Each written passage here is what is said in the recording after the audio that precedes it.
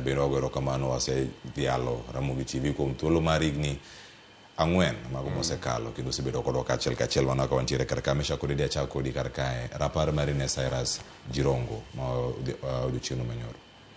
Erokamano Cleophas, aneno ka jotelo mopogore opogore nyaka jatend piny Kenya migosi William Ruto ne oparo Jirongo, to ji mang'eny oseparo Jirongo e weche mag siasa to gi weche mag osiep ma personal. Nitiere mana gimoro achiel kende manochanda, to kapok wawacho mano, we waduok ne familia ne condolences mekwa kendo wakwanegi mondo Nyasaye oritgi ka gipango ko achiel kuomgi kendo mane giero jahera margi ma en Cyrus. Ano kasebedo gi personal contact gi mosewewa Cyrus Jirongo, but asesomo mang'eny kuom Cyrus Jirongo kendo aseneno mang'eny ma ji wacho. Concern manyo an go ma nyaketo kata mbui mara wacho ni mang'eny kuom paro ma ji nigo kuom Cyrus en wach mar election ma 1992 kendo ji mang'eny wacho kuom note mar 500 mane ochak nyinge mar Jirongo kane gipogo.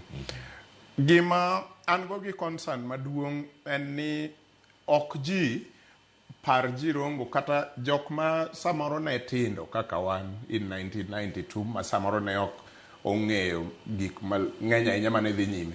Pok awinjo ka ng'ato owuoyo in details about Jirongo the Kenyan leader, about Jirongo a parliament kata decisions moko ma Jirongo no make a parliament mochwalo dongruok mar Kenya mbele, kata decisions moko mano make ka en minister mokonyo this country sudo mbele e yo mowinjore. Ok awinj ka ji wuoye mano, kata contemporaries meke osiepene kata jok mane gin go telo e kinde achiel wuoyo mana kuom wach mar note mar 500, wuoyo mana kuom wach mar YK92, giwuoyo mana kuom, to kawinj ng'ama wuoyo nwa kaka joma tindo mane onge manyalo medo wageno niya, to who was the Cyrus Jirongo, no the leader, a member of parliament, motions bila mage samoro mano support kata mano tere parliament moloko kit ngima jo Kenya, to gi gik makamago mano pok awinjo.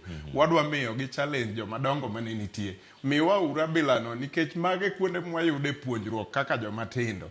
To gima ng'eyo ni notimore ni wach nodno to okelo tabu nyaka kawuono nikech election ma 1992 no ema no introduce yiero mar pesa, siasa mar pesa e Kenya malong'o.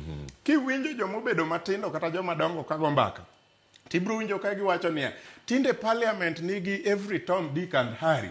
Chon king'iyo parliament machon manorengo gini nitie, mane kiang'awa gini nitie, ikwano ni brains mopogore opogore, to gi kaka debate ne liche odno. Kopimni gi sani, tiwacho ni sani nitie tugo mang'eny parliament en ng'ato osedhi. To gimokelo mano en that election ma 1992 mane ofwenynego jo Kenya ni election is about money, not ideas. Election is about money, not the leadership skills.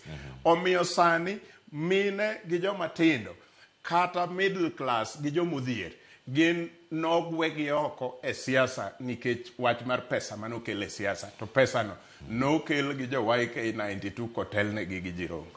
An mane gima koro anyalo paro kaka tieng' wani. Nikech machielo no pok okoni. Machielo no pok onyisa, konyisa to